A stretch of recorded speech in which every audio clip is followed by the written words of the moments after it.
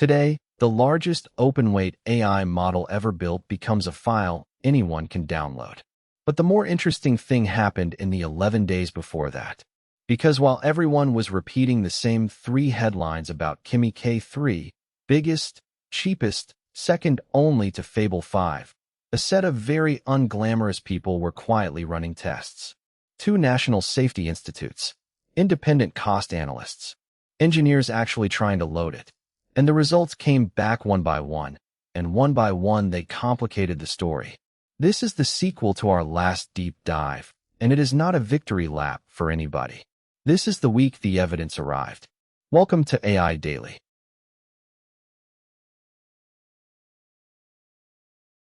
First, where we actually are on the calendar.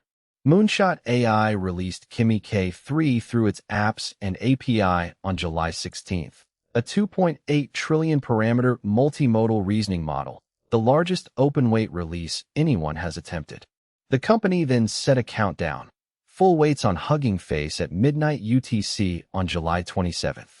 That is now.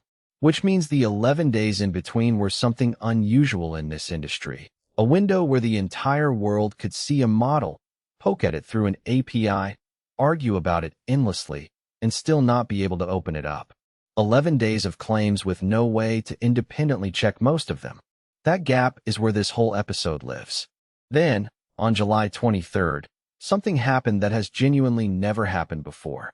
The United Kingdom's AI Security Institute and the United States Center for AI Standards and Innovation, that is the body that used to be called the U.S. AI Safety Institute, sitting inside the standards agency NIST, published a joint preliminary assessment of Kimi K3's cyber capabilities. Read that again slowly. 2 governments, on 2 continents, co-signing an evaluation of a Chinese company's model.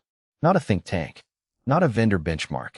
The actual state safety apparatus of both countries, publishing findings on a foreign commercial system, for days before its weights went public. Whatever else you take from this episode, that institutional first is the part historians will circle. And here's why that mattered so much, right then. Because the loudest claim circulating that same week was a bombshell. A post saying Kimi K3 had found 19 zero-day vulnerabilities in the latest Redis server in about 90 minutes. It went to 269 points on Hacker News. It got reposted everywhere. So we did the boring thing and opened the repository people were linking to. It documents remote code execution exploits against several Redis versions, real security work.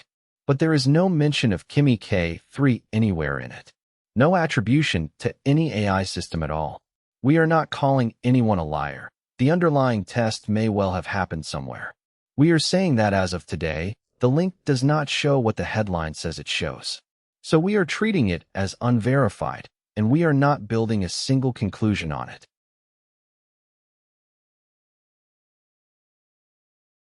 So what did the 2 institutes actually measure?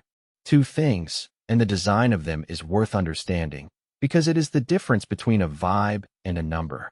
The first is called Exploit Bench. It gives a model a piece of vulnerable software and asks it to develop a working exploit. And crucially, it checks for arbitrary code execution, meaning the model does not just describe a hole, it actually achieves control of the target.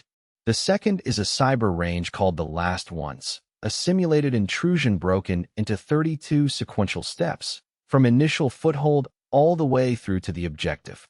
That one measures something benchmarks usually miss entirely, not whether a model knows a trick, but whether it can stay coherent across a long chain of dependent moves without losing the plot. Now, the model itself, because there is real engineering here that got buried under the politics.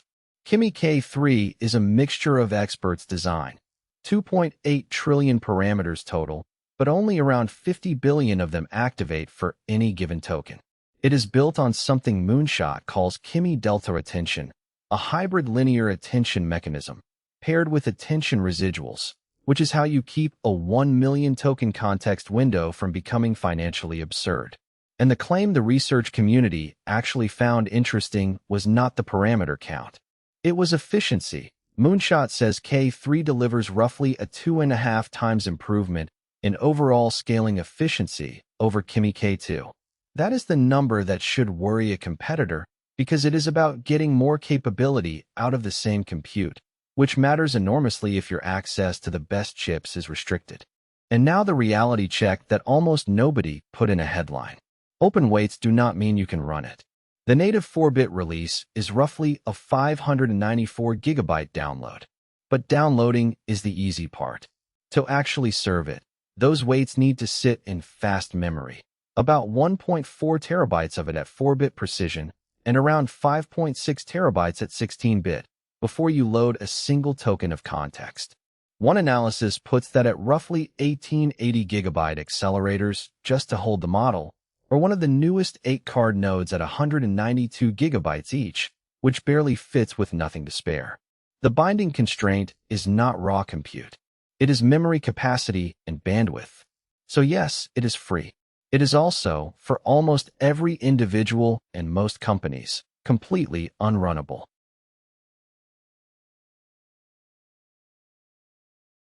Alright, the scores.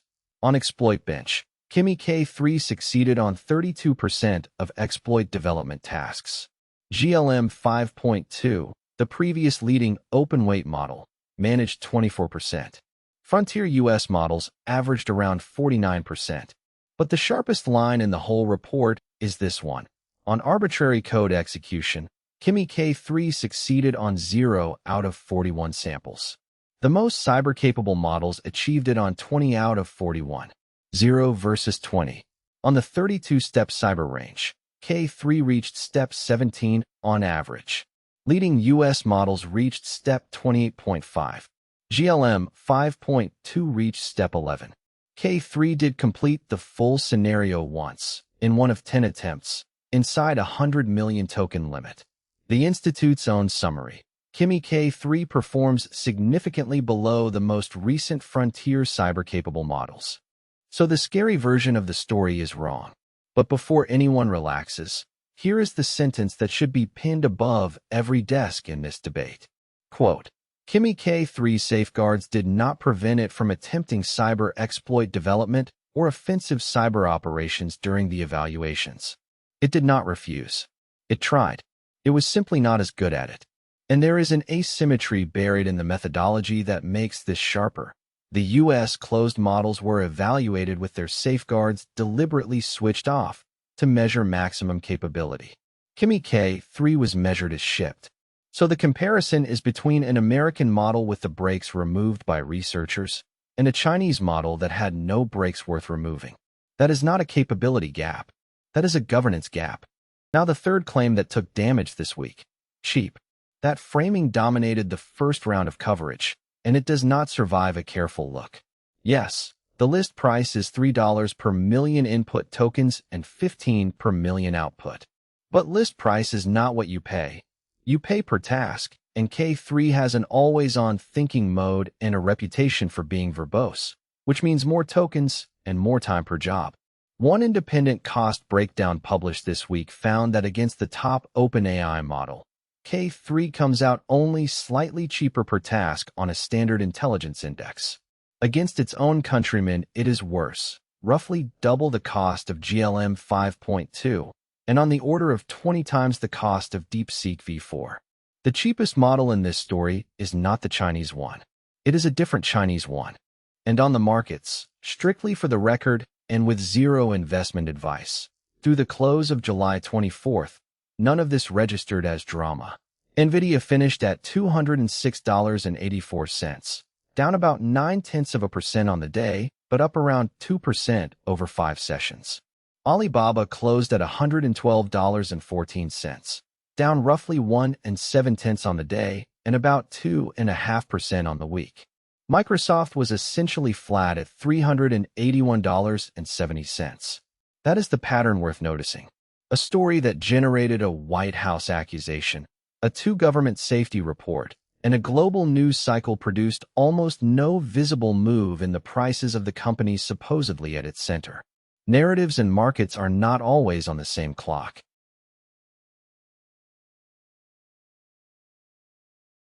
So where does K3 actually sit once you stop cherry-picking? On the Val's AI index, it ranks second. On Artificial Analysis's Intelligence Index, it ranks third, behind Anthropic's Fable 5 and OpenAI's GPT 5.6 Sol.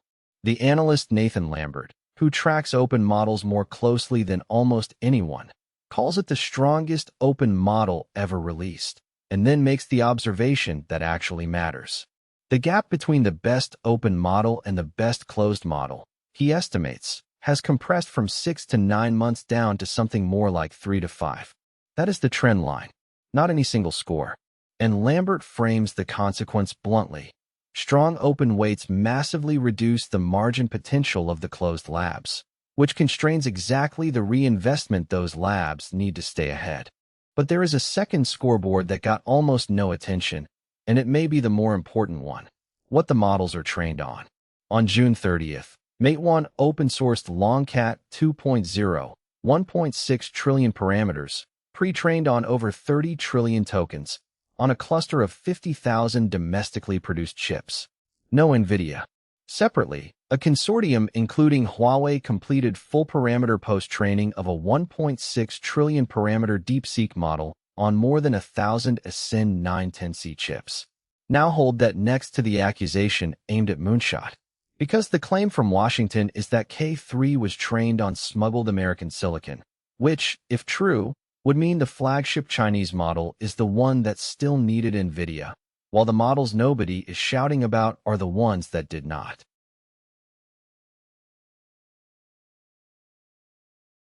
Here is why the safeguard finding is the real story and not the benchmark scores. Almost the entire Western AI safety architecture rests on one structural assumption: that the dangerous model sits behind an API you control. If it misbehaves, you patch it. If someone abuses it, you ban the account. If a capability turns out to be too dangerous, you can pull it back. Every layer of that assumes a lever exists. Open weights remove the lever. Once the file is out today, there is no account to ban, no patch to push, no version to recall, and safety training that is baked into weights can be fine-tuned back out by anyone with the model and modest compute. So the report is not really saying Kimi K3 is dangerous. It is saying the mechanism we built to manage danger does not apply to this category of object at all. That question does not go away if K3 turns out to be mediocre. It gets asked again, harder, at every release. And that brings us back to the accusation, which deserves the same standard of evidence we applied to the Redis claim. On July 22nd, White House Science and Technology Director Michael Kratsios publicly alleged that Moonshot built a sophisticated internal platform to conduct large-scale distillation against U.S. models. His words, and separately that the company obtained servers with NVIDIA's restricted GB300 chips, including through Thailand. Those are serious allegations from a serious office. But reporting on the announcement noted that Kratsios did not provide details on how the government learned K3 had been distilled, nor the procurement route for the chips. Moonshot has not publicly responded. So the honest position today is a specific, named, on-the-record government claim, and no public evidence yet to check it against. We will report the evidence when it arrives. Again, mapping the fight, not the stock chart.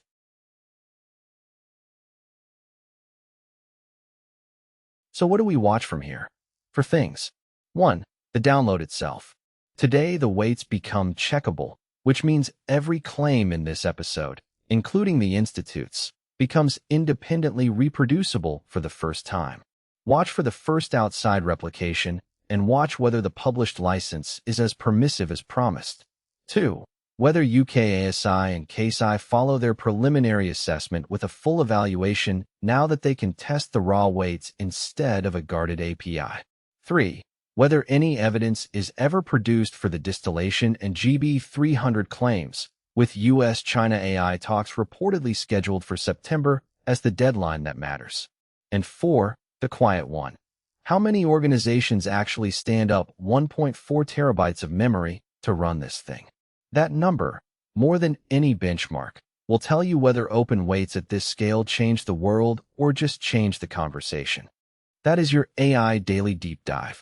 The sequel turned out to be less exciting than the premiere and considerably more useful.